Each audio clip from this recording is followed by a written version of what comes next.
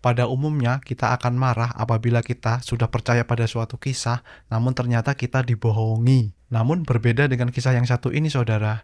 Ini adalah kisah hoaks yang digemari oleh banyak orang pada saat itu. Seperti yang kita tahu, kisah tentang penjelajahan antariksa selalu menarik untuk diperbincangkan, bahkan diperdebatkan. Seperti pendaratan di bulan tahun 1969, yang hingga sampai saat ini masih diperdebatkan keasliannya. Dan juga seorang fisikawan Prancis yang mengaku menemukan bintang baru di dekat matahari dan kemudian dia mengupload fotonya. Tak lama berselang, dia mengakui bahwa foto tersebut adalah foto dari sepotong sosis. Nah, kisah berikut terjadi pada tahun 1800-an ketika The New York Suns menerbitkan artikel tentang kehidupan yang ada di bulan. Buat yang tidak tahu, The New York Suns itu adalah koran. The New York Sun untuk berikutnya akan saya singkat menjadi The Suns ya saudara. Dalam artikel tersebut digambarkan adanya pepohonan, sungai, pantai, dan lautan. Penghuninya pun cukup beragam, mulai dari bison mini, makhluk seperti kambing, bangau yang paruhnya panjang, dan yang paling ikonik adalah manusia kelelawar. Kisah ini bermula ketika seorang astronom terkemuka yang bernama Sir John Herschel membuat jurnal dengan judul Great Astronomical Discoveries.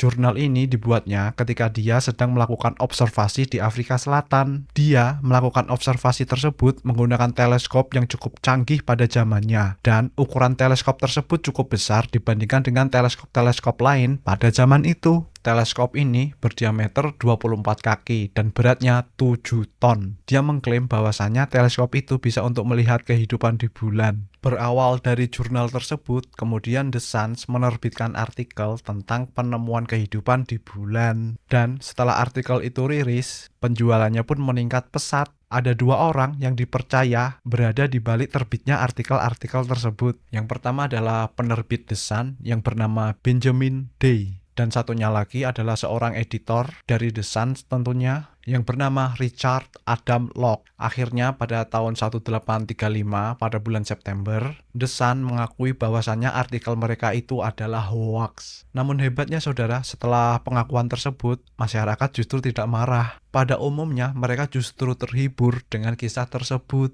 Kalau kalian yang dibohongi oleh media massa, kira-kira kalian bakalan marah, senang, atau biasa aja saudara? Berikan pendapat Anda ya, tulis di kolom komentar. Saya yakin bagi para pecinta seni dan sejarah, pasti tidak asing lagi bila mendengar Museum Louvre di Prancis. Ya, museum yang terletak di kota Paris ini mempunyai banyak koleksi yang fenomenal. Sebut saja Mona Lisa, terus lukisan yang menggambarkan revolusi Prancis, Liberty Leading the People, patung Venus de Milo, patung Cupid's Kiss, dan masih banyak karya fenomenal lainnya. Saat ini bisa dibilang koleksi yang dimiliki oleh Louvre menjadikan dia salah satu museum yang terkaya di dunia, dan tentu saja pernah mengalami banyak pergolakan sejarah, mengingat bangunannya saja berasal dari abad ke-12, mulai dari kemalingan sampai penipuan. Yap, penipuan saudara. Museum sebesar, semegah, dan semewah ini bisa ditipu. Pada tahun 1896, Louvre mengumumkan bahwasannya koleksi mereka bertambah dengan dibelinya tiara milik Raja Saitapernus. Tiara tersebut diperkirakan berasal dari abad ketiga sebelum Masehi, dan Louvre telah membayarnya sebanyak 200.000 franc. Tak lama setelah dipajang, banyak para ahli mulai berdatangan. Mereka mulai mengamati dan mempertanyakan kurangnya tanda-tanda penuaan, mengingat ini berasal dari abad ketiga sebelum Masehi. Akhirnya beberapa mulai mengkritik dan mempertanyakan keasliannya. Namun, pihak Louvre pada saat itu terus menyangkalnya. Berita tentang tiara tersebut menyebar luas sampai ke Odessa, Ukraina. Yang ternyata dari sinilah tiara tersebut dibuat. Penciptanya bernama Israel Rouchomovsky, yang setelah mendengar berita ini dia langsung pergi ke Paris dan mengumumkan di museum bahwasannya dialah pencipta yang sebenarnya. Tentu saja di Museum Louvre. Pada awalnya pihak museum masih menyangkalnya, namun setelah Israel mendemonstrasikan keahliannya, barulah mereka percaya. Manajemen museum itu malu dan menyimpan tiara tersebut ke dalam gudang, hingga pada akhirnya tahun 1954 tiara itu dimasukkan ke Hall of Forgeries atau